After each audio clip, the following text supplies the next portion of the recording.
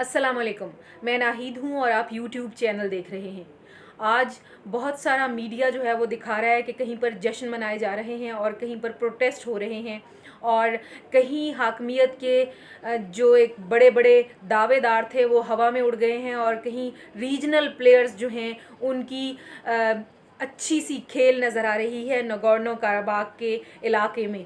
Azerbaijan और Armenia के दरमियान जिन इलाकों पर लड़ाई झगड़ा था और पिछले काफ़ी दिनों से पीस डील्स भी हो रही थी, एग्रीमेंट्स की तरफ भी लाया जा रहा था, लेकिन वो मामला उस तरफ जाता नज़र नहीं आ रहा था। तो कुछ डेवलपमेंट्स पिछले कुछ दिनों में ऐसी हुई जिनके बारे में आपसे बात करना मैं ज़रूरी समझूंगी। परसों मैंने देखा कि ख़बर पड़ी कि जो तैयब अर्दोगान हैं, प्रेसिडेंट हैं तुर्की के, उन्होंने फ़ोन किया है प्यूटिन को कि अज़रबैजान और आर्मीनिया के दरमियान ये जो मसला है इसका हल सिर्फ ये है कि जो जिन इलाकों पे ऑक्यूपाई किया हुआ है आर्मीनिया ने, गैर कानूनी ऑक्यूपेशन है वो, उसको छोड़ दे और वो अज़रबैजान के हवाले कर दे। और उसके अगले ही दिन जो सुबह सुबह अच्छी खबर मिली वो ये कि एग्रीमेंट एक हो गया है। पहले तो मुझे ये लगा कि ये वैसा ही एग्रीमेंट होगा जैसे इससे पहले रूस ने दोनों अतराफ़ के नुमाइंदगान को बुला के मॉस्को में बिठाया, 10 घंटे पूरे लगाए और सुलह करवाने की कोशिश की, लेकिन उस दौरान भी दोनों साइड्स जो हैं वो एक दूसरे को एक्यूज़ करती रहीं और वहाँ से जब उठे तो झगड़ा वहीं का वहीं था। उसके बाद यूएस ने, जो कि कभी दादा रहा है इस इलाके का और उसकी वजह से ये सारा इलाका डिसइंटीग्रेट हुआ था यूएसएसआर किसी एक वक्त में, तो उसने भी कोशिश की कि ब्रोकर बनूं, डील करवाऊं कोई, तो नहीं हो सकी। सुलह कराने की कोशिश की गई, नहीं हो सकी।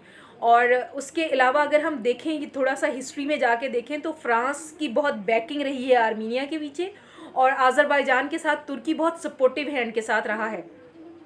और रूस और तुर्की के बारे में ये भी जो जरीदे हैं वो बात कर रहे थे कि रूस और तुर्की दोनों इस मसले को एक इलाकाई रीजनल कॉन्फ्लिक्ट का रंग देने की कोशिश कर रहे हैं ताकि आउटसाइडर यानी यूएस आकर यहाँ पर कोई अपनी हेजमनी बनाने की कोशिश ना करे।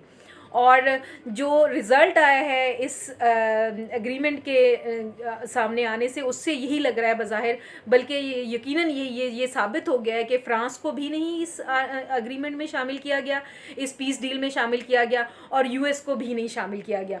जो फ्रांस है उस पर तो वाकई वो तो काबिल तर्स सिचुएशन में चला गया है कि वो बिल्कुल अकेला हो गया, जिसने इतना सपोर्ट किया आर्मीनिया को, उसका कहीं नाम निशान नहीं है और आर्मीनिया ने भी नहीं उसको बिठाया।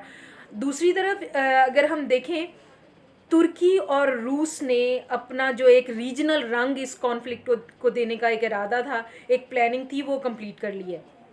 अगर हम ख़बरों की तरफ अभी मज़ीद देखें तो जो रूस है और तुर्की है, ये दोनों मिल के अज़रबैजान में जो अपने ट्रूप्स भेजेंगे, पीस के लिए जो काम करेंगे, और जो मुआहदा है उसके बारे में वज़ीर आज़म हैं जो आर्मीनिया के, उनका एक जुमला भी बड़ा इंटरेस्टिंग है। उन्होंने कहा है कि मैं और मेरी कौम, पूरी कौम बहुत तकलीफ़ में होंगी।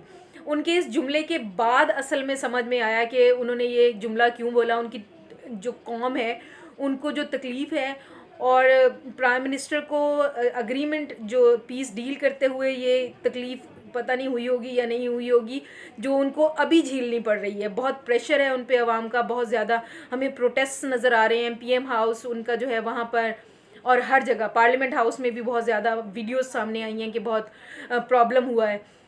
ये सारी अगर चीज़ें देखी जाएँ तो एक शिफ्ट ज़रूर नज़र आ रही है।